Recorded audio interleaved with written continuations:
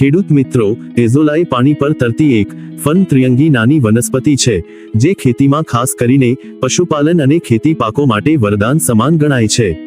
તેમાં એનાબીના નામના નીલહરિત લીલ હોય છે, જે હવામાંથી નાઇટ્રોજન ખેંચીને જમીન કે પાણીમાં ઉમેરે છે. પશુ આહાર તરીકે એઝોલાનો ઉપયોગ. એઝોલા પશુઓ માટે ઉત્તમ અને સસ્તો પૂરક આહાર છે. પ્રોટીનથી ભરપૂર, તેમાં 25% થી 30% જેટલું પ્રોટીન હોય છે. આ ઉપરાંત વિટામિન એ, B12 અને ખનિજ તત્વો કેલ્શિયમ, ફોસ્ફરસ ભરપૂર માત્રામાં હોય છે. દૂધમાં વધારો.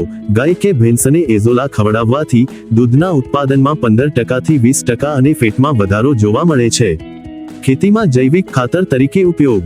ખેતી પાકોમાં એઝોલાનો ઉપયોગ લીલા પડવાશ તરીકે થાય છે.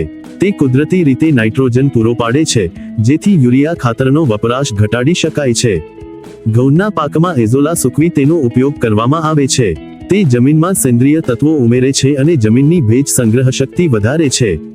એઝોલા ઉગાડવાની રીત. એક નાનો ક્યારો પ્લાસ્ટિક કે સિમેન્ટનો બનાવી, તેમાં પાણી ભરી, થોડી માટી અને છાણનું મિશ્રણ ઉમેરી એઝોલાનું કલ્ચર નાખવામાં આવે છે.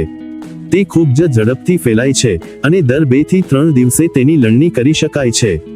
ખાસ નોંધ: પશુઓને ખવડાવતા પહેલા એઝોલાને ચોખ્ખા પાણીથી ધોવા જોઈએ, જેથી છાણની ગંધ ન આવે. સાથે પશુને પહેલીવાર ખવડાવતા સૌપ્રથમ બીજા આહાર સાથે મિક્સ કરીને આપવું જોઈએ. વધુ માહિતી માટે કોમેન્ટ કરો, વિડિયો લાઈક કરો તથા બીજા ખેડૂત ભાઈઓને પણ મોકલો.